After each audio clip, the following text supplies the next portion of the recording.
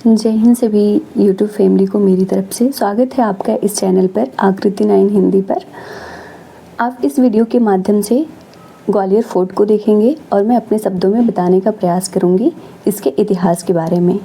यह वह किला है जहां औरंगजेब ने अपने भाई मुराद को फांसी देकर मारा।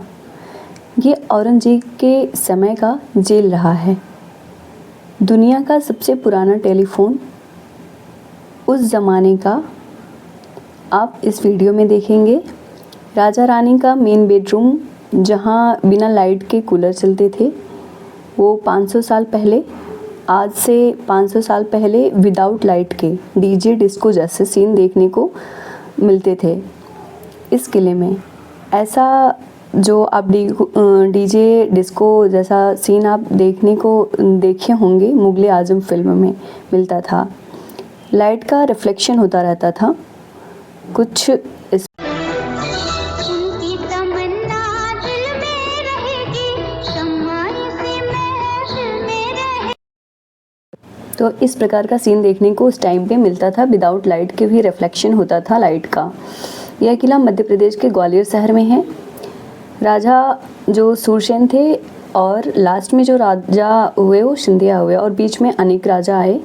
आप इस वीडियो में गाइड के माध्यम से पूरे किले के इतिहास को जानेंगे। गाइडर बताएंगे वो आपको और दिखाएंगे सारी हिस्ट्री आपको इस किले के बारे में इस वीडियो में मिलेगी। तो वीडियो को लास्ट तक आप अवश्य देखें और अगर वीडियो अच्छी लगी तो लास्ट में आप चैनल पे अगर नए हैं तो चैनल को सब्सक्राइब करके बेल आइकन को ज़रूर प्रेस कर लीजिएगा और वीडियो को लाइक शेयर एंड सब्सक्राइब करने से आपको हमें जो है मोटिवेशन मिलता है और कुछ नहीं है, मोटिवेट होते हैं चैनल आगे वीडियो अपलोड करने के लिए। तो आप आगे देखते रहिए वीडियो को। अब ग्वालियर किले पर आ चुके हैं। राजा सूरसेन तो पहले राजा हुए हैं, लेकिन लास्ट में राजा सिंधिया आए। इनके बीच में 108 राजाओं ने राज किया। इनमें अलग अलग 7 वंश के राजा हुए। इनमें कछवाहा, तोमर, प्रतिहार, सोलंकी, लोधी, मुगल और सिंधिया। लेकिन इनमें सबसे ज़्यादा फेमस राजा मानसी हुए हैं तोमर डायनेस्टी के। इनका टाइम 15 सेंचुरी में रहा। तो इनकी 9 रानियाँ थी टोटल। 8 रानियाँ सेम कास्ट की थी जो राजाओं महाराजाओं की लड़कियाँ थी, जो मेन पैलेस में रहती थी, जिस पैलेस का नाम रखा इन्होंने मान मंदिर पैलेस।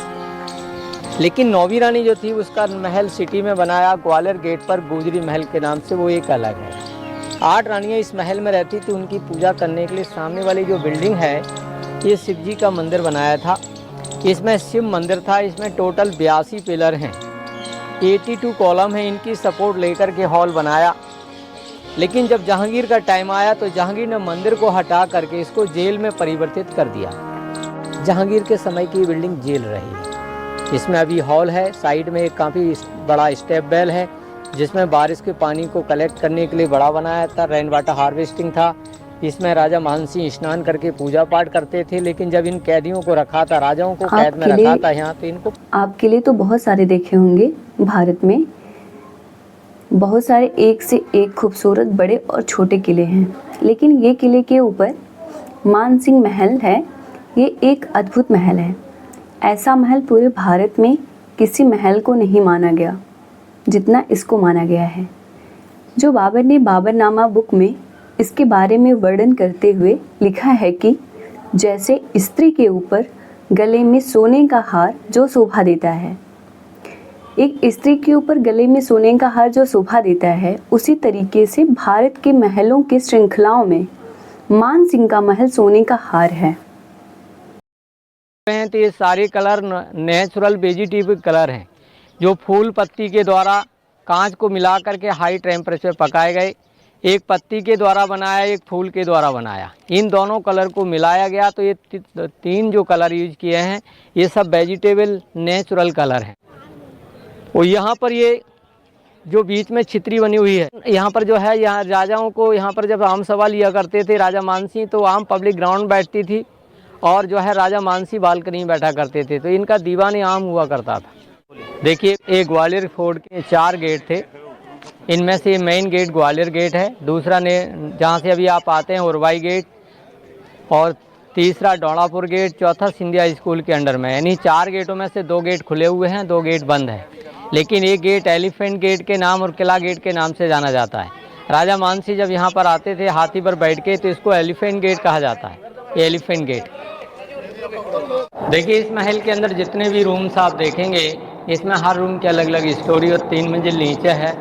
जब नीचे जाते हैं तो उसको भूल भुलैया के नाम से जाना जाता है। लेकिन जिस रूम में भी आप हैं, ये संगीत रूम था। पहले राजपूत राजाओं में पर्दा चलता था, रानी हमेशा पर्दा रखती थी, तो ऊपर 8 जालियां हैं, हर के पीछे रानियां बैठा करती थी। पीछे बैठी हुई रानियां नीचे को देख सकती थी, संगीत सुन सकती थी, लेकिन नीचे बैठे हुए संगीतकार लोग इन रानियों को नहीं देख सकते थे, क्योंकि पर्दा, हमेशा रानियां पर्दे के अंदर रहा करती थी। ये महल के अंदर जो स्टोन यूज किया है, ये लोकल सैंड स्टोन है, इंटरलॉकिंग सिस्टम से फिट किया गया है। यहाँ से लेके यहाँ तक का एक फीस है, तो नीचे वाले फीस में होल करके सेकंड वाले फीस को फिट किया। देखने में लग रहा है कि सारा ये 1 फीस का है, लेकिन इसमें कई फीसों की जॉइंटिंग की हुई है, इंटरलॉकिंग सिस्टम के द्वारा बनाया गया। इनका प्राइवेट मीटिंग हॉल था, जिसे दीवाने खास कहते हैं। इसमें मृगननी को ही बुलाया जाता था, लास्ट वाली रानी को। तो राइट हैंड पर ऊपर देखेंगे तो 9 झरोके हैं। ये रानियां इन झरोकों के अंदर बैठती थी। स्टेट बाई जो राजा होते थे, खुली हुई बालकनी बैठते थे सामने, लेकिन राजा मानसिंह मेन राजा थे, इनके बैठने के लिए ऊपर हौदा था। इसके ऊपर एक छितरी थी, वो टूट गई है।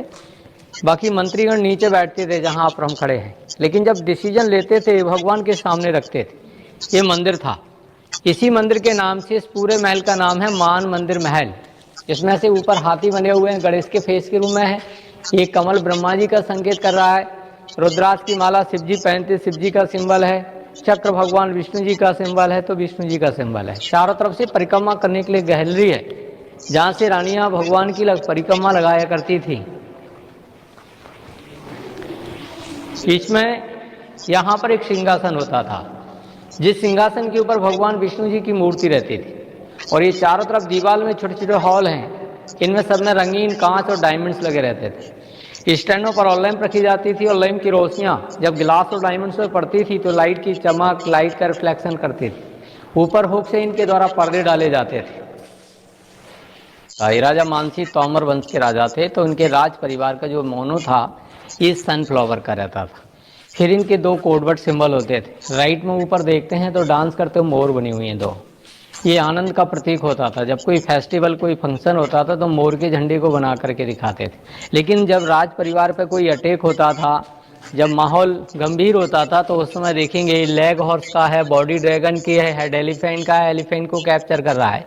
ये सिंबल फाइटिंग के लिए दिखाया जाता था, लड़ाई के लिए, खुशहाली के लिए और राज परिवार के लिए। जब जैसा माहौल होता था तो झंडे के ऊपर चित्र बना करके दिखाते थे। आजकल टीवी, रेडियो, पेपर के द्वारा न्यूज़ मिलती, पहले न्यूज़ का साधन नहीं था, तो इनके ये कोडवर्ड सिंबल होते थे, जिनको यूज करके ये संकेत किया जाता था कि क्या पोजीशन है। सुरंग के रास्ते हमेशा से बनते आए हैं, चाहे आप महाभारत के टाइम पर भी देखिए, जब लाक्षागृह में जब पांडव अंदर उनको लाक्षागृह में फंसाया गया था, तो उन्होंने वहाँ से सुरंग का रास्ते के द्वारा ही यूज करके बाहर निकले थे। इस तरीके से राजाओं के टाइम पर सिक्योरिटी पॉइंट होते थे। तो उस समय यहाँ से रास्ता गुजरी महल के लिए जाता था। गुजरी महल से 3 साइड को बढ़ता था, एक आगरा साइड, एक झांसी, एक नरवर। ये रास्ते भी 1.5 किलोमीटर की दूरी तक अंडरग्राउंड तक रहते थे, बाकी जंगल में रास्ते खुल जाते थे। तो रास्ता यहाँ से होता था, इसमें स्टोन की प्लेट सिंगल लगी रहती थी, इससे डाउट नहीं होता था कि रास्ता जा रहा है। लगता ये था कि रास्ता ये जा रहा है। ये सिर्फ दुश्मन को कंफ्यूज करने के लिए सस्पेंस इस रास्ता था, दिखाया जाता था, लेकिन रास्ता वो था नहीं। इस महल का ये सेकंड ओपन कोर्टयार्ड है, यानी दूसरे नंबर का आंगन है। और इस चौक के 3 नाम थे, रंग महल, शीश महल और डांसिंग हॉल। आज से 500 साल पहले भी यहाँ विदाउट लाइट के डीजे डिस्को जैसे सीन देखने को मिलते थे। ग्लास लगे हुए थे, वो भी डिफरेंट कलर के, अलग अलग रंग के, और उसमें एक रंग का था। इसी तरीके से सब में अलग अलग रंग के शीशे फिट थे। जिस तरीके से इस साइड में ग्लास वाल पर सारे रोमों में ग्लास लगे हुए थे। जब लाइट नहीं थी, स्टैंड है, इन पर ऑल लैंप रखी, लैंपों की रोशनियां उधर वाले ग्लासों पे जब पड़ती थी तो जितने रंगीन ग्लास, महाराजा मानसिंह और 2 गेस्ट ऊपर वाली बालकनी में बैठा करते थे। लेकिन इनका जो चीफ गेस्ट होता था उससे राजा से ऊंचा बिठाया जाता था, तो ये चीफ गेस्ट के लिए होता था। कहते हैं ना, अतिथि देवो भव, गेस्ट इज गॉड। तो गॉड को लाइट के कूलर चलते थे 500 साल पहले। तो इस महल का सबसे ज्यादा सुंदर कक्ष था ये राजा रानी का मेन बेडरूम था। Summer bedroom. जितने डिजाइन है इनमें सभी में कलर भरे हुए थे। 500 साल पहले यहाँ कूलर चलता था विदाउट लाइट का। तो वो कूलर चलने का प्रोसीजर क्या था वो देखिए। यहाँ 2 कूलर हैं, एक कूलर ये है और एक उस साइड में। चलने का जो सिस्टम था, जैसे ये हॉल देख रहे हैं आप, ये हॉल के अंदर एक बांस का पाइप लगा हुआ था, रॉड। उसके अंदर 2 फैन प्लेट लगी हुई थी। एक फैन प्लेट दीवार के बाहर साइड में होती थी, एक फैन प्लेट दीवार के अंदर साइड में रहती थी। जमीन की सतह से 350 फुट की हाइट होने के कारण हवा की स्पीड से बाहर वाली फैन प्लेट घूमती थी तो ये अंदर वाली घूमेगी। हवा डायरेक्ट आएगी तो गर्म आएगी। यहाँ पर खसकी जाली रहती थी, बीच में टैंक था, पानी भरा रहता था, वो भी केसर से मिला होता था। तो पंखी फिकी हुई हवा पानी से टच होकर के खुशबू को लेके अंदर आती। Air cooling system, natural cooler like a wind mill, 500 साल पुराना। ये देखिए अंदर अब तहखाने में जा रहे हैं। जो हर जगह के तहखाने बंद कर दिए गए हैं, लेकिन एक महल एक ऐसा है जिसके अंदर अभी भी खुले हुए हैं। इनमें 1 लेवल, 2 लेवल, 3 लेवल, यानी 3 मंजिल नीचे आप घूमने जा रहे हैं। लाइट की सुविधा उस समय की गई और उस समय हवा रोशनी बराबर नीचे पहुंचती थी। वो वेंटिलेशन सिस्टम यहाँ पर दिए गए। अब आप नीचे आ गए हैं, पहले तलघर में जा रहे हैं -1 लेवल में। तो लाइट की सुविधा क्या थी उस समय देखिए, प्रॉपर लाइट कैसे नीचे पहुंचाई जाती थी। यहाँ पर एक कांच लगा हुआ था 45 एंगल पर, जिसका रिफ्लेक्शन यहाँ था, और यहाँ पर सेकंड ग्लास फिर लगा हुआ था, वो लाइट को नीचे लेके जाता था। ये पेरिस्कोप टाइप का यूज किया गया 500 साल पहले। तो उस समय की टेक्नोलॉजी देखिए कितनी आगे थी, जो ऊपर की सूरज की रोशनी को 3 मंजिल नीचे तहखाने तक कांच के माध्यम से रिफ्लेक्ट किया जाता था।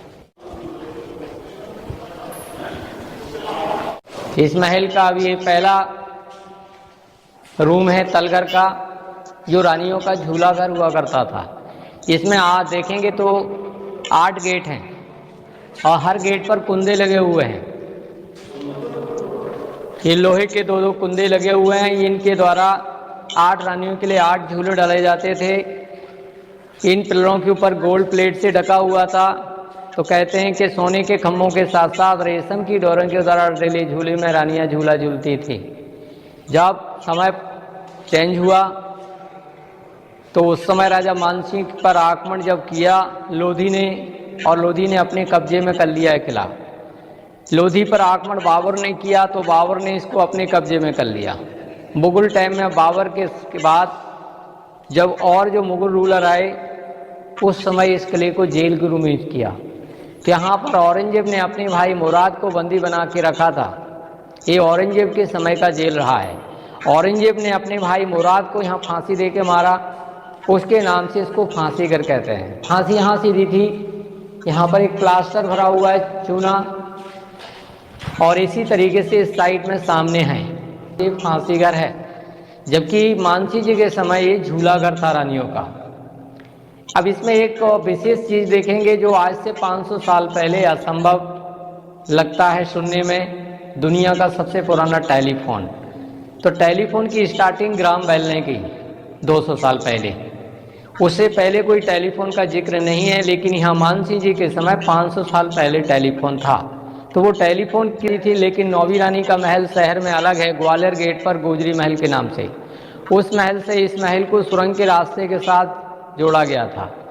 सुरंग के साथ इन्होंने 2 पाइपलाइन डाले 3 इंची वाले, मिट्टी के चूना की सपोर्ट करते हुए।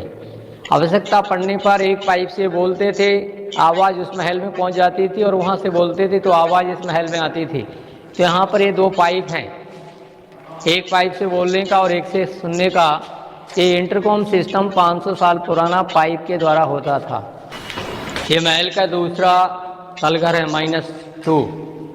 ये स्पेशल झूला घर था राजा रानी के लिए। 2 लोग राजा रानी एक समय एक साथ बैठ करके झूला झूल सकते थे। लेकिन जब कभी कोई लड़ाई वगैरह होती थी तो रानियां यहाँ बैठ करके राजा साहब विरोध करती थी। एक खिड़की के बाहर झंडा लगा रहता था, वो झंडा यहाँ से दिखता था। जब राजा मानसिंह 1521 में इब्राहिम लोधी की लड़ाई में हार गए तो ये झंडे को नीचे डाल दिया था, और झंडे के गिरते ही मालूम हो गया कि राजा खत्म हो गए। तो उनकी 8 रानियों ने जौहर कर लिया था। जहाँ जौहर किया था वो तीसरे तलघर में अभी नीचे जा कर के देखेंगे।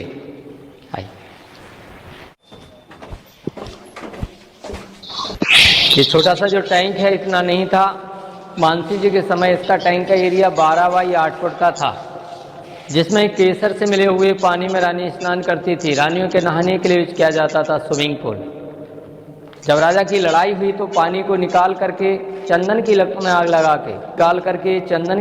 आग लगा के और जलती हुई आग में रानियों ने हाथ जौ।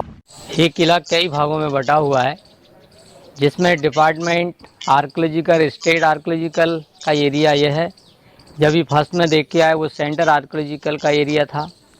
कुछ पार्ट सिंधिया स्कूल के अंडर में है, कुछ सरदारों के अंडर में सिख गुरुद्वारा है, PWD का है, यानी कई भागों में एक किला जो है बटा हुआ है। लेकिन जिस एरिया में अभी हैं आप, ये स्टेट आर्कियोलॉजिकल का है। इसमें काफ़ी पॉइंट हैं, जिसमें तालाब, मंदिर, महल ये अलग अलग टाइम की बनी हुई हैं। सामने वाला जो महल देख रहे हैं ये करण महल राजा मानसी के दादाजी ने बनवाया था। ये मानसी महल देखा उससे भी ये 100 वर्ष पुराना है। मानसी के ग्रैंडफादर थे करण सिंह तोमर। इन्होंने अपने टाइम पर इस महल को जब बनवाया तो ये 4 मंजिला था। 4 मंजिल में से 2 मंजिल इसके अभी खुले हुए हैं, लेकिन 2 मंजिल टूटने के कारण से बंद ही कर दिए गए। ये विक्रम मंदिर है, जो राजा मानसी का लड़का था विक्रम सिंह तोमर।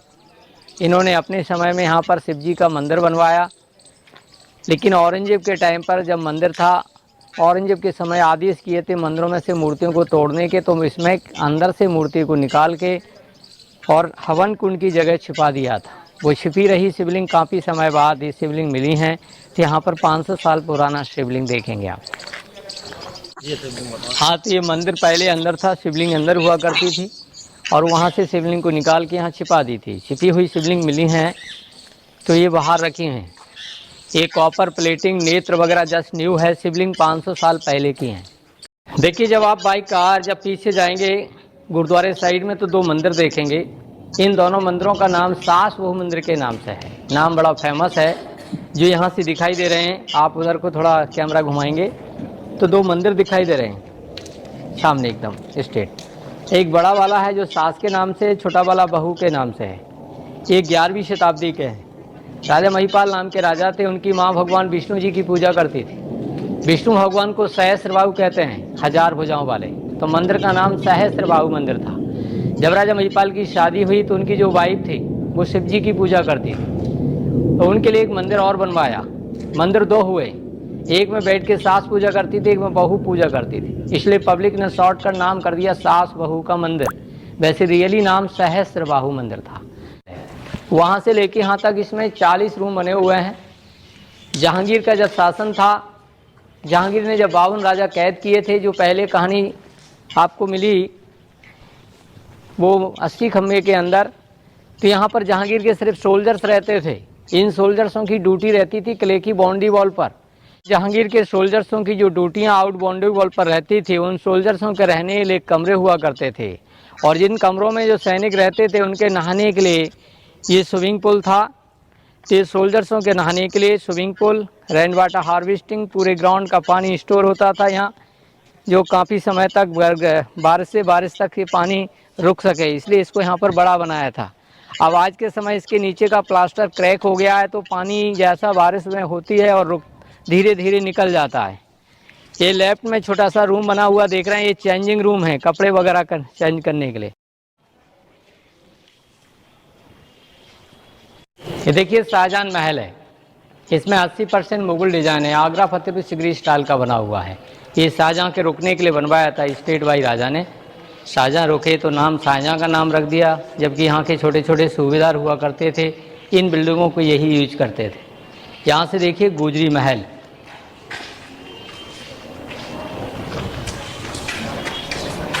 देखिए ग्वालियर में सबसे ज़्यादा चर्चित जो कहानी है वो राजा मानसिंह और राजा मानसिंह की 9वीं रानी मृगनयनी की कहानी है। तो ये मृगनयनी का महल यहाँ से दिखाई दे रहा है। ये सामने जो चौकोर बना हुआ महल है ये गुजरी महल है। यानी राजा मानसिंह की जो 9वीं रानी थी उनके 3 नाम थे, गुजरी भी कहा जाता था, मृगनयनी भी कहा जाता था और नन्नी भी नाम था।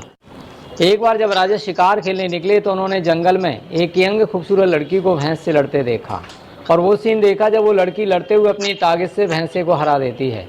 तो राजा बड़े खुश हुए, उस लड़की से नाम पूछते हैं। लड़की ने अपना नाम बताया नन्नी, नन्नी माने छोटा होता है। राजा मानसिंह ने नाम चेंज किया, नाम रखा मृगनयनी। शादी करने के लिए प्रस्ताव रखा। तो लड़की ने शादी करने से पहले उनसे 3 शर्तें की मांग की। राजा ने उनकी तीनों शर्तों को मान लिया। तो लड़की ने पहली शर्त मांगी कि आपकी रानियाँ पर्दा डालती हैं, हम पर्दा कभी नहीं रखेंगे। दूसरी शर्त, आप युद्ध में लड़ने जाएंगे, जंगल में शिकार खेलने जाएंगे तो हम साथ में रहेंगे। तीसरी शर्त, हम आपके ग्वालियर के पानी को यूज नहीं करेंगे, क्योंकि हमारे अंदर जो ताकत है, जो सुंदरता है, वो हमारे राई गांव के पानी का कारण है। यहाँ की मैं रहने वाली हूँ, जिस नदी का पानी पीती हूँ वो पानी निरंतर ग्वालियर तक लाया जाए तो मैं शादी कर सकती हूँ। ये शर्त बहुत कठिन थी। गांव की दूरी 18 किलोमीटर पर थी, 3.5 फुट किले की हाइट थी। किले के ऊपर पानी को लाना संभव नहीं था, लेकिन राजा ने वचन दे दिया था, पूरा करना था। इसलिए इस किले के ऊपर महल न बनवाते हुए इस महल को नीचे बनवाया। ज़मीन को 2 मंजिल अंडरग्राउंड में किया इस महल को, जिससे कि स्लोप में पाइपलाइन डाल करके उसके गांव से यहाँ तक पानी को लाया गया था। तो ये गुजरी महल, गुजर परिवार की लड़की होने के कारण इसका नाम गुजरी। देखिए यहाँ पर जो है 3 पॉइंट हैं, इसमें से सामने ऑर्डिनेंस फैक्ट्री देख रहे हैं जो अंग्रेजों के टाइम की है। अंग्रेजों ने यहाँ पर बारूद कारखाना खोला था, ये 1881 की है, जिसमें बारूद, तोप, गोले, गन, राइफल, हथियार वगैरह बनाते थे। और यहाँ राइट में को देखेंगे तो एक छितरी बनी हुई है, ये किंग्स मेमोरियल है। ये भीम सिंह राणा जाट वंशज राजा थे, ये फाइट करते हुए मारे गए थे। उनके मरने के उपरांत जहाँ उनकी चिता जलाई गई, उनकी मेमोरियल में छितरी बनाई गई, जो छितरी बनी है भीम सिंह राणा के मेमोरियल में, यादगार में। लेकिन ये तालाब बना, ये जौहर कुंड है। 1232 में इल्तुतमिश का आक्रमण हुआ था। इल्तुतमिश की लड़ाई में यहाँ के राजा ब्रह्मदेव फाइट करते हुए मारे गए, तो उनके मरने के उपरांत उनकी रानियाँ, दासियाँ, अन्य लेडीज मिलाकर के 17 लेडीज़ों ने एक साथ में यहाँ जौहर किया। उनकी यादगार में इस तालाब को बनवाया गया, जिसे जौहर कुंड कहा जाता है। तो ये जौहर कुंड 1232 का है। एक मानसी के महल के अंदर जौहर किया, वो राजा की 8 रानियों ने जौहर किया 1521 में। लेकिन ये पुराना है जौहर है। की बनी हुई तोप है, एक तोप का वजन 4 टन का है। रेंज इसकी 3 किलोमीटर की होती थी, ऊंचाई इसकी 5.5 फुट में होती थी। था टोपीदार बंदूक जैसा सेम होता था। इसमें आगे से पाउडर पैकेट डालते थे और एक रॉड होता था लंबा, जिसे गज कहते हैं। गज से पंच किया जाता था तो पाउडर पीछे पहुंचता था। इसमें बीच में गोले डाले जाते थे, पोटास की हैवी डार्ट लगा दी जाती थी। जब भी ज़रूरत पड़ेगी तो बत्ती में आग लगा दी जाती थी पीछे। बत्ती जलते हुए पाउडर से टच होती थी, ब्लास्टिंग होता था, प्रेशर से गोला आगे फेंकता था। यहाँ सिर्फ पब्लिक को दिखाने के लिए रखा है। वैसे ये यूज की जाती थी किले के चारों तरफ बाउंड्री वॉल पर, जहाँ पर इनके कैनन प्लेटफॉर्म होते थे। तो एक किले के चारों तरफ अराउंड में 12 कैनन प्लेटफॉर्म हैं। हर प्लेटफॉर्म पे कम से कम 4 या 3 तोपें रखी जाती थी, जिसमें एक भर रही है, एक चल रही है। इस तरीके से इसका सिस्टम चला।